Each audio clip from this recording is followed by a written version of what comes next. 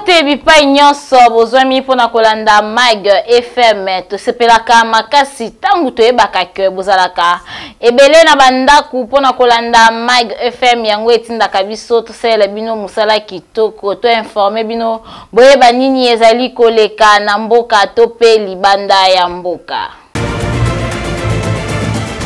Tofungola Mag FM pona koyebisa bino ke garantie locative ekoma exagéré bakolo mapangu bakoma kotia ba garantie ndenge balingi côté mususu 10 mois côté mususu 8 mois alors que l'état esenga kaka garantie ezala ya 3 mois polanda élément oyo.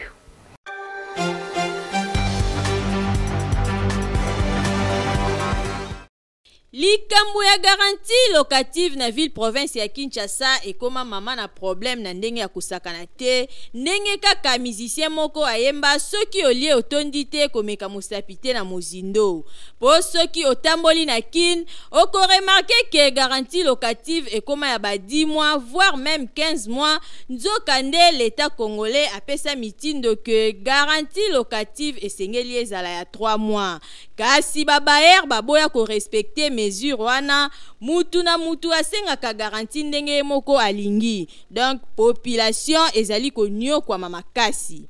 selon ba norme ya l'état ndenge alingi na République démocratique du Congo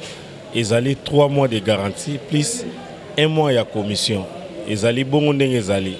mais to sala constant na makambo oyo ya ba garantie locative ba bailleur ba propriétaire ya bandako ba respectaka 3 mois ya garantie locative soki ezaka ndako ya $1000 500 ou bien 800 ou bien au muke 400 l'état peut ça condition na garantie faut à 3 mois faut ba respecter garantie ya locataire mais awa ça m'a sauté alobi que l'état atonga ndako te mtatonga ndako na ye alors tout ça boni soki l'état na biso aza makasi ameka ko bunda eloko wana po bato bazana bambongo te au moins aboké na client azwa ndako tantôt ndako ya $600 $500 $300 mais baer aza ko exiger garantie à 6 mois 8 mois 10 mois ça dépend baloba ke le tate atongaki ndako eza biso moko bakolo bandako de to tonga biso moko nde tokolinga yango biso pe tokomolanda oya bango mais osalanga pasi nazotambola na ba client ebele na okene na client aponi ndako asepeli na ndako mais koma bayer azobisanga garantie na ngeza 6 mois garantie na ngeza 8 mois ezosala biso mingi pasi tokosenga na gouvernement ya congolais ba pesa biso autorité ki kozala bayer atie ndako na 5 mois 6 mois eza na place balimeo oyo tokozana la police to bengi bayembala moko bakangi ekomi otie mutu ndako ya 120 bozo kabone commissionnaire katika ebo kabone mbongo na biso commission to kabone ngo katikati soki na ka 120 to ya 60 biso to valeur 60 yango tokosenga kaka na bakonzi baye bakotenir rigueur na phénomène oyo parce que les sols et les sous-sols appartiennent à l'état ezala yonde otongi ndaku il faut toujours respecter loi ndenge kaka balobaka nil ne to décide la loi en tout cas ceux qui bobongisi ekosala eloko te.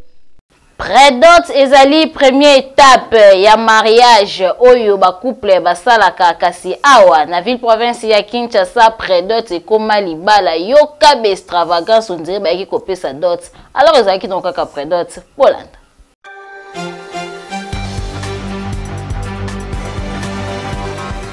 Prédot ezali processus oyo ezalaka ya yambo oyo permetaka que mobali ayeba kokende ko se présenter na famille ya mwasi bayeba ye pe famille ya mobali bayeba mwasi kasi constat oyo tosali na République démocratique du Congo to peu plus précisément na Kinshasa mikolo oyo prédot ekoma nango lokola dot kokamwa okomona jour ya prédot ba jeune fille bakoma ko exagérer bakoma ko luka kosala ba trafic oyo wapi okokanisa ke baye kodote nzoka nde bayaki kopredote okomona balouer salle babetisi musique biloko bainvite batu ebele misusu kutu bakendaka plus de 200 personnes jour ya predot nzoka nde predot ezalaka nango réellement nanu libala te ezali nde étape ya yambo oyo ezali komema bino na processus ya libala boyoka ndenge bakino balobaki predot elakisi libala te c'est ça mobali ayo koproduire mwasi na ye eza lokola ayosala mwa assurance mo boye comprendre mais eza makambo mosusu komi na mboka oyo komi souffrance mosusu aye aproduire mwasi na ye moko mwasi akenda kwa libala non eza bongo te predot bayo koproduire mwana na bino akotekaka chez les parents biso mo predot comme ça okasa libala okasa babalinga entretemps eza kitoko te pona valeur yanga mo bo mwasi ekesenga nga mo na ndima na vanda to aluka ne mbongo po aya kozwanga esala bien oyo ekosenga kaka na baboti bayeba nanu na kozongela coutume korespecte coutume ndenge esengeli koesala ba extravagance ezali kitoko te chaque étape il faut ezala na respect na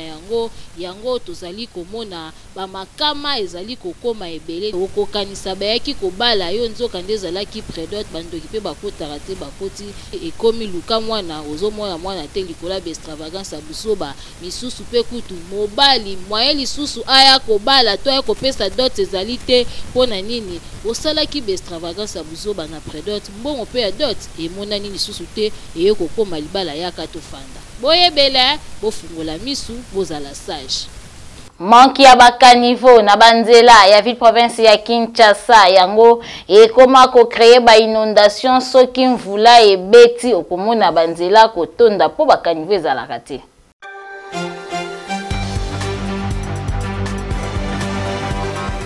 Soki otamboli na ville province ya Kinshasa oko constate que ba aveni mingi ezalaka na bakanivo te oyo esalaka que ba aveni ebeba nzokande kanivo ezali malamu kozala na avenue po e permettre ba mai elekaka manque ya bakanivo na avenue yango ezosala ba inondation na ba quartier pe ezali kosala ke tango mvula ebetaka mai evanda na nzela ebebisa nzela oyo esalaka pasi makasi na population surtout pe na mituka ko circuler soki nzela ebebi. Place tozana choza kati ya mai. Place tozana terrasse te. Tozana lisungi te. Se mvula ebetia te amuki ebusha kama ekota na bandako. Moi to bi matin ndako boizela ta venezela très salité makasi ba so imule beti biso tu awa to dindaka awa ozomona tu oyo ba mai si mai donc ba kanivo ezala da boucher ndia ba to contrôler bazala te ba to tu milangi to mona moto ka meli ele ko boika awa ata mutawaleka sika tu ameli mo mai na ye aboka awa biso to senga ka ba konza mboka so ba kanisi biso pona ba kanalo etondaka etondi da ekomi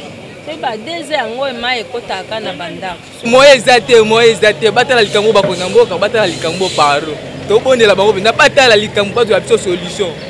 Toko interpeller kaka autorité ya ville province ya Kinshasa batonga bakanivo na baveni oyo kanivo ezali te pe baveni oyo kanivo ezali boucher baye ba kokure yango pour permettre mai ya mvula e circuler kitoko to pe ba mai ya mapangu ezala na esika ya koleka po modèle baveni ezobeba ezali suite ya manque ya bakanivo pe bakanivo oyo ezali boucher boyebela.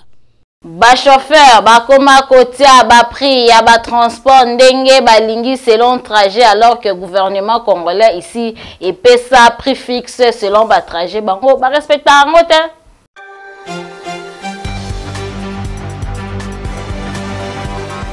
Lelo soki otamboli na bakwe mingi awa na ville province ya Kinshasa okomona ke ba prix ya transport ekoma nango ko changer ndenge kaka caméléon a changer ba couleur. Soki obimi na tongo okofuta 1000 francs na midi, soki chance eza okoki kofuta 500 francs, mais soki kaka tokomi na pokwa engaye ba receveur ba bandi 150 wana bongisa déjà 1500 francs. Soki oyoki 200 yeba ke 2000 francs nde bazali ko senga. Ebongo soki obetaki calcul na 1000 francs makudile yoyo po okozanga moya ya kozonga na ndaku. Système oyo ekomi konyoko la population na ndenge ya kosakana te suite ya ba chauffeur na ba receveur na bango ndenge mutu na mutu akoma kosenga prix ya transport na ndenge alingi. Nzoka nde l'État congolais ayebi kaka ke transport ezalaka 500 francs kasi sur terrain eza nango bongo te.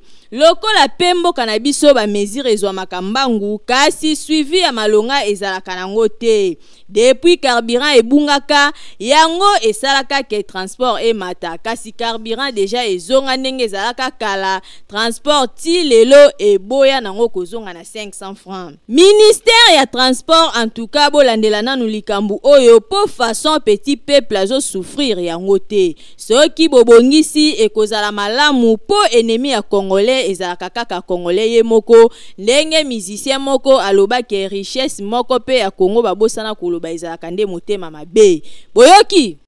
phénomène postura ekomi mingi na ville province ya Kinshasa bolanda.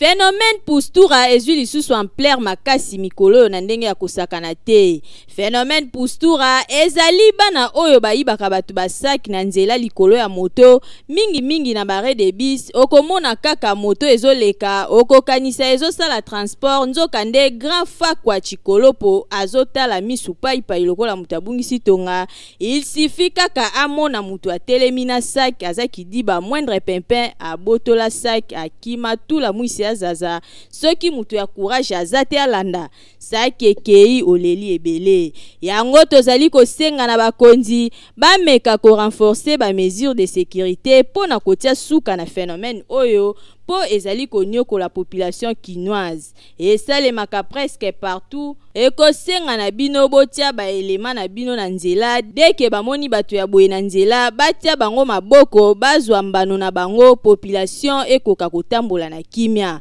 soki bosali yango ekosale loko te. Na quartier Kindele kuna na commune ya Mongafula population bazali konyokwa makasi na o etali pasi ya mai baleli epa ya autorité ya régie des eaux.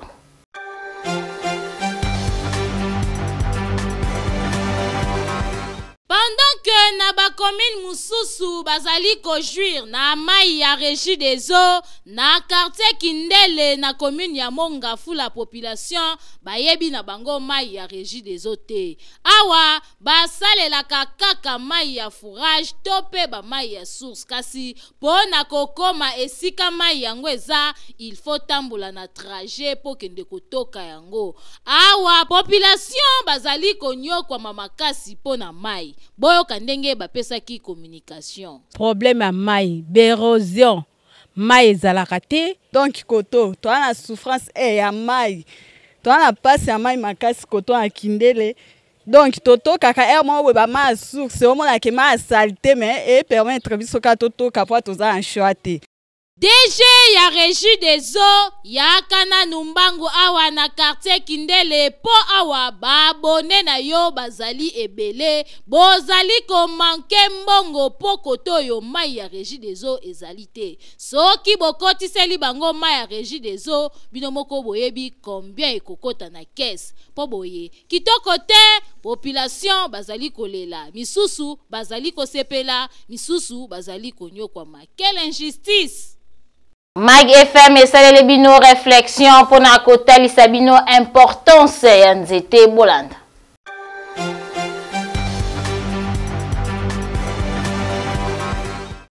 Esengeli koyeba ke nzete ezalaka très important na vie ya mutu po nzete ememaka CO2 donc tangu ozali kopema ozali ko dégager carbone pe o récupérer CO2 à travers nzete. Nzete ezali vraiment important kolona ata moko na kati ya lopango. Na yango, ministre d'État en charge environnement F. Bazaiba azali ko lutter contre batu oyo bakataka banzete na zamba pe oyo batumbaka zamba. Pe azali kosala effort que banzete elo na mamingi na banzela ya ville province ya Kinshasa pona ko protéger peuple na ye. Zokande couche d'ozone oyo e protégeaka biso contre ba rayon solaire et koma koliama yango tokoma ko constate moi e koma makasi soki tozali na saison ya mbula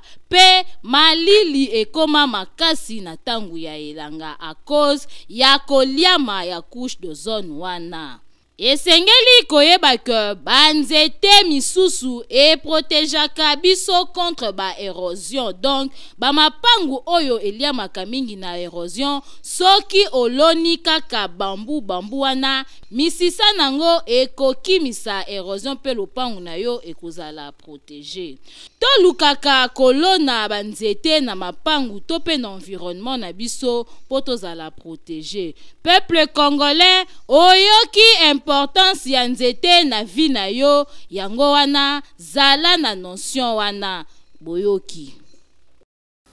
Na wenze ya makala bateki bazali kolela po ba administrateur ya wenze bazali kotekela bango ba mesa talo makasi basengi pe babongisela bango wenze bolanda reportage oyo na commentaire ya Henriette Futila.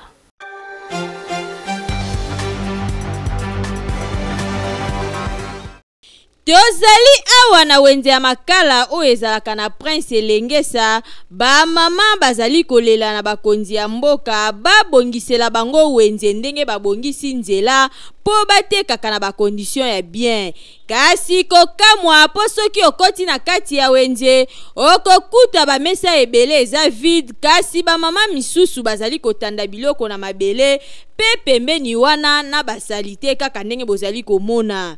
Misusu pe bazali koteka pembeni ya makadam o ezali risque permanent pona bango. Tala neti awa batandi biloko na se mena simana ye ba mesa eza vide. Selon information tozwi sur place ba mesa wana eza na bakolo nango batu misusu moye bateka wana ezali te. Donc to préféré oteka libanda ya liboso onga na yebi na kati ya wenze ba mesa na bakolo nango bazali. So meki oketia kuna okomona mukona ngwa bimi mais eza vide. Ya mibale biso to constate to sali constant na kote ka boy to tala papa bongisi nzela. Fala bongisi la biso wenzi. Apa ba chef a wenzi nde basokipa na biso. Bo autorité pe to mona te na pe to mona na biso. To profil bana ndeni batu msu baso ba mesa na. Bateka na maonte batsango kaka pula tanda batsango ndeti vide ka bongo bateka na maonte. Teba pete soki teba te sopa ni basala bon yo biso to teka na biso so batima ngamba mesa ba ngoma woleli ba pesimbo batima mesa ba manger bateka te fo bapanza ba mesa bapanzi ba mesa basengi batu tax ya ba mesa to pesimbo ba gouverneur bato balandela wenzi bata tax leta fo ba pesa meeting ba biso bato to teka ngambu kuna poza mesa kumi biso problème mbongo kaka $40 tokosulango wapi wenje otande ndengeza bien kutute ebukana eloko moko te kuna kati kuna eza kuna eloko te mama koteka bona wenje boye to bote eza risque mais ne to na komo papa mama taka passe poto to lukite eza passe so eza nini na mile makala oyo to teka boye bo vonda bo mona ma arme pa moi society to kimi to zongi mino vuma mino moko makala za ma nasoko to kokate. Tokosenga kaka na administrateur ya wenze oyo atala nanu likambu ya ba mesa po wenze ezalaka parcelle ya mutu te kasi eza po na mutu nyonso oyo azali na makoki ya koteka aya koteka na ye. Soki oza na fond ya koteka te tika baninga misusu bateka po kotika espace vide boye ezali malamu ata mukie te. Centre hospitalier Dominique Leker ezali esika semoko ya kozwa soin kitoko yo mutu otamboli bisika ndenge na ndenge ozulo bikote kimambangu na centre hospitalier Dominique Leker okozwa soin kitoko pe maladi ne kopakata.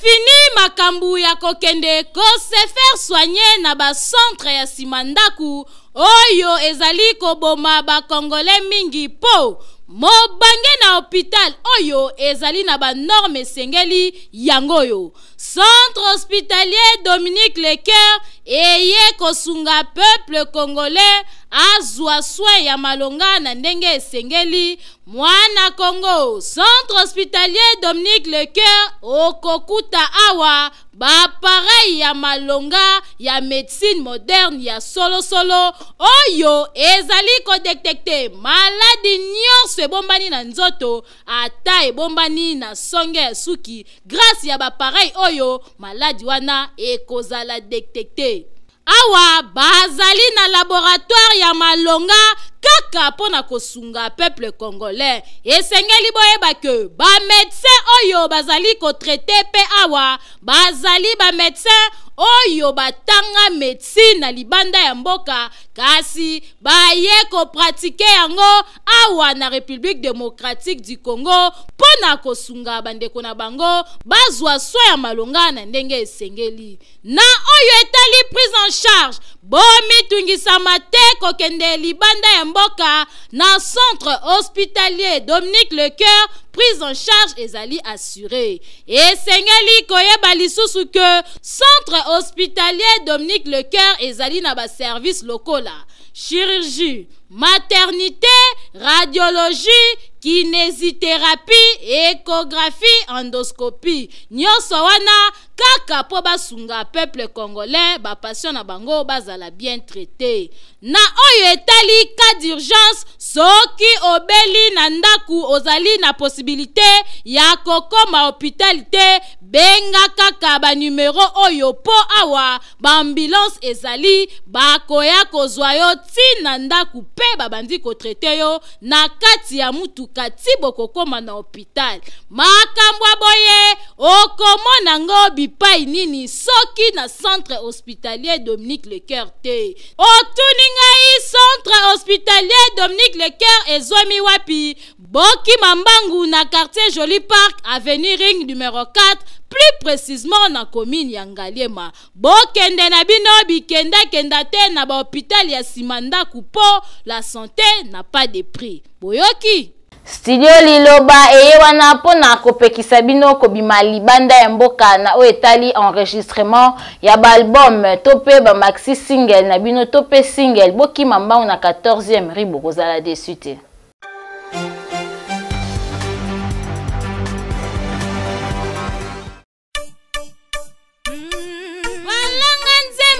Bakolo kunga solution pona bino eye yo mutu ozali na besoin ya kobimisa album single maxi single Kimambangu na studio Liloba na 14e rue po kuna okokuta biloko ya mopaki c'est-à-dire ba pareil ya kanda. Studio Liloba ezali na qualité ya kosakana te ebongo ba guitare ebongo ba micro okokutango esika mosusu te kaka na Studio Liloba. Awa soki okoti okoyemba lokola Angelu po awa son erataka kutu te awa tobetaka na biso mopanzi te po nyonso ezali na qualité. Enregistre album na yo awa ebimi lokola outaki na États-Unis nzoka nde enregistraki yango kaka na ville province ya Kinshasa na 14e rue na Studio Liloba. Awa ozali na tante ya kokende kosala mastering libanda po nyonso ezobeta na Studio Liloba. Opanga na na yo na oyo etali prix à cause ya ba appareil sophistiqué oyo ezali awa prix ezali nango abordable ofuti mbongo mukie kasi basaleli yo musala ya qualité oyoki boki mambangu na commune ya Limete na 14e rue industrielle numéro 23 na avenue Mulangi oza mobimba accueil ezali na ndenge elongo bani oyoki boyebele.